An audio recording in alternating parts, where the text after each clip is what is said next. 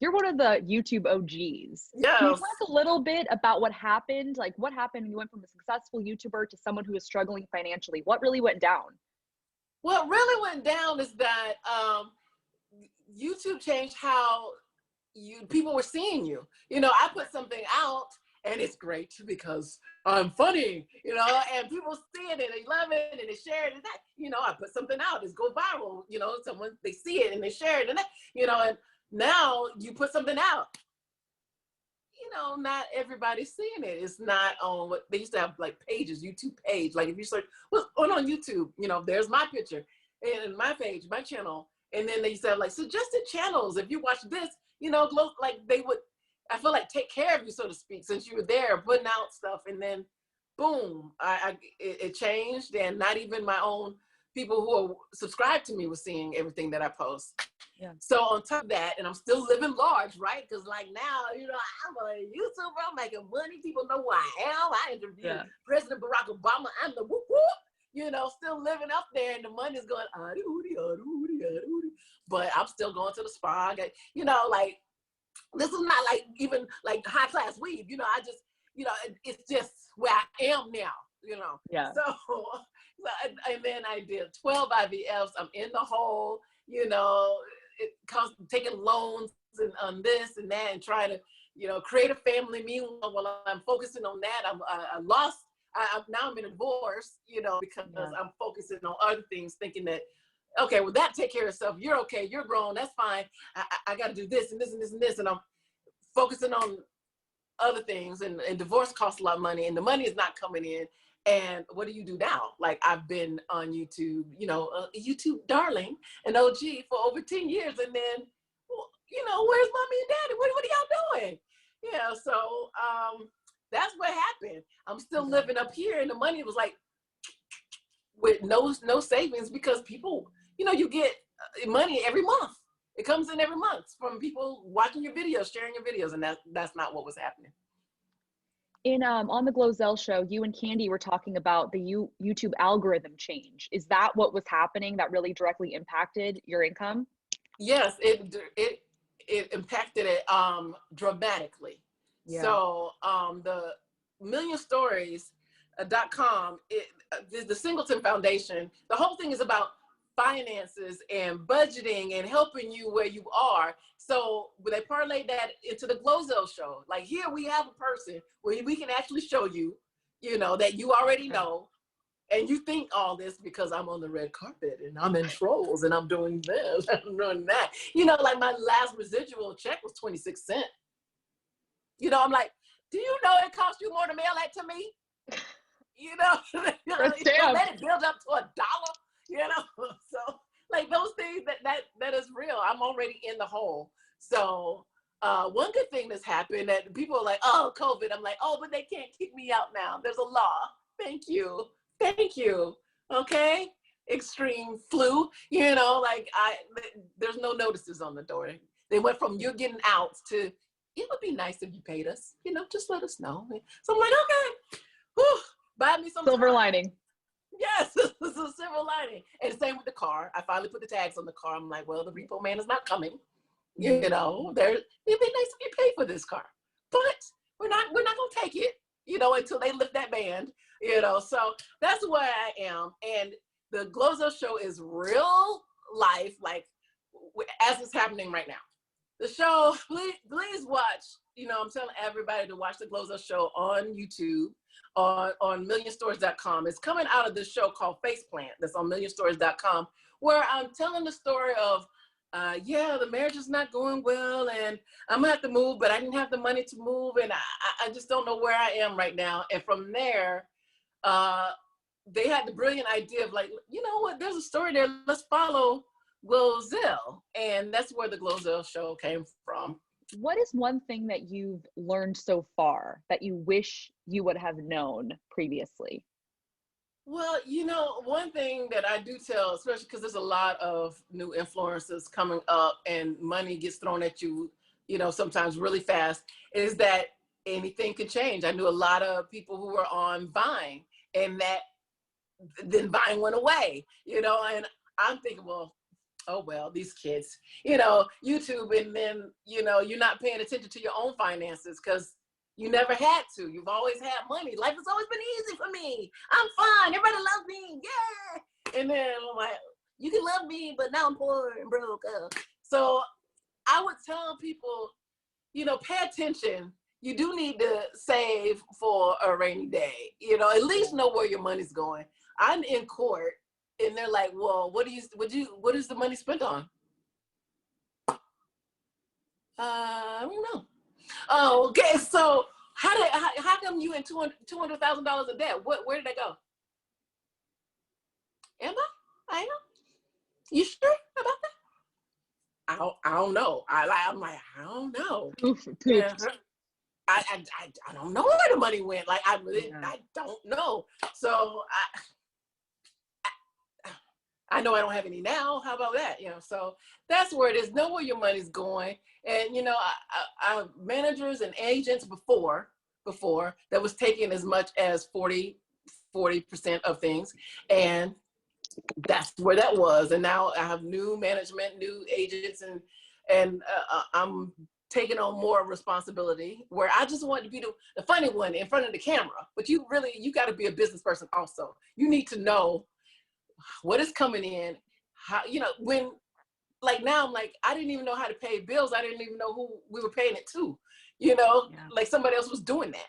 So at least know. There's a lot of like young Gen Zers that obviously are becoming very popular and successful on YouTube, and particularly TikTok.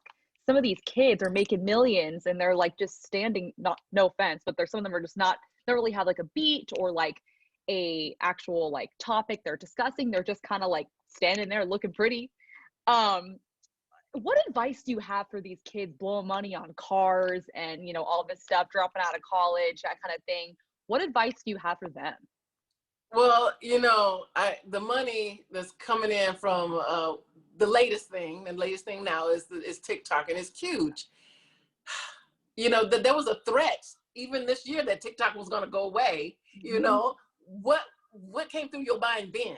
You know, do you like what do you have? Do you have a plan? You know, like I'm working at the millionstories.com and the GloZell show is putting together, you know, helping me where I am now to get a plan. Do you have a plan in place?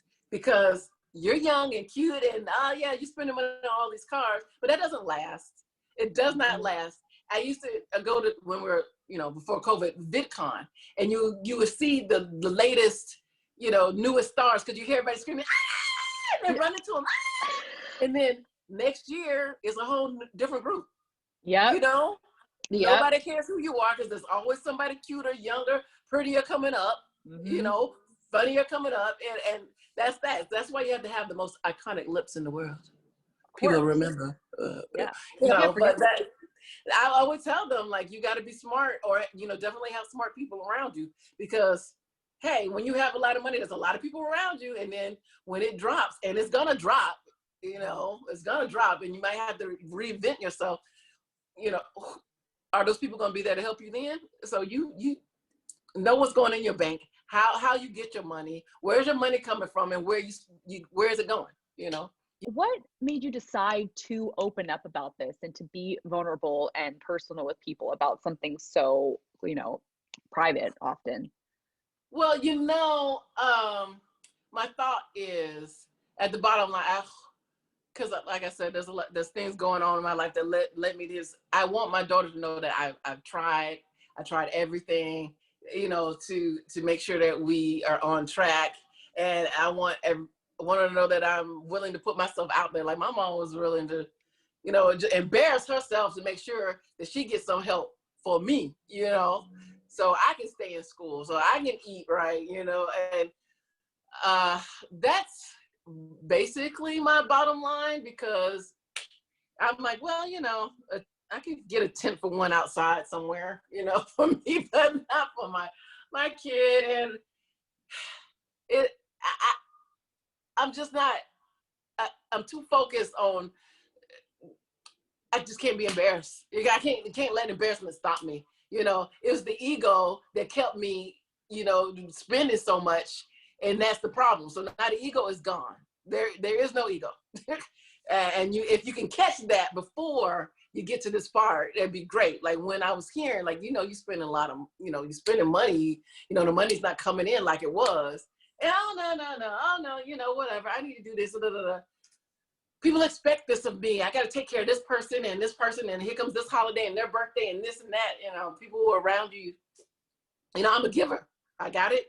We can split it. Let's go. You have to think about, like, it just doesn't rain like that all the time. There's some days that's dry. And what are you going to do? And where are those people that you've been helping? Chirp, chirp, chirp, chirp, chirp. Yeah. Can't do it like that all the time. So I'm not embarrassed to ask for help. I'm not embarrassed to say where I am, and in hopes that it helps somebody and somebody help me. That's where I am. How have you managed to keep your sense of humor, to keep this positive attitude throughout this whole thing? I mean, you got all this stuff going on in personal life and your professional life. How have you still continued to keep that? How I've been able to keep a sense of humor is like, I just haven't, I do probably need to just sit down and cry, but I'm like, what's the next step? I got to keep going. I need to do something. GloZell needs me. That's one thing that keeps me going. My faith keeps me going. And the fans, people are still like, I love you. I just saw this, or I grew up watching you. And you helped me through this time because I was feeling bad and I was watching you almost die on cinnamon, and that was really funny, so, that is encouraging to me. Like, okay, I'm not forgotten. I'm still there. I just feel like my fans are just kind of waiting, like, what's happening? Because the numbers are still there. And I'm like, and I haven't been posting because I haven't been feeling that, creative. I've been in survival. Like, how do I live? Or, how do, and they're there. So when I hear positive feedback from the fans, that is truly, truly amazing, And so I'm on Cameo. I can do shout outs, and I'm just saying, this is how I, if I helped you, please help me, and I help you back, and everybody's telling you, don't be here, or when you watch the show, these are the tidbits that you'll learn, and to help us all. Because since COVID, there's going to be a whole lot of people in the GloZell position. So the timing is very interesting that I'm being used this way, and I don't mind telling it, because I was begging celebrities, if GloZell and GloZell's my daughter who's 4, three at a time, can we move in with you? You have a big house. You won't even notice us. Or can we be in a guest house? And I'm finding out that, oh, well, we rent that out, or I'm not really staying there anymore. Because a lot of people are in the situation that I was in. Like, they needed money. And I'm like, but you're on a show. But everybody knows who you are. And they're like, but everybody knows who you are. I'm like, okay, so we all just faking out here. Okay, great. That's just great. So I'm just putting it out there. And I know that I'm not alone. And I know this. If celebrities are going through this, then there's what you call regular folk, and I'm kind of in between. I'm a regular folk that So please again, check out the GloZell show on YouTube and millionstories.com.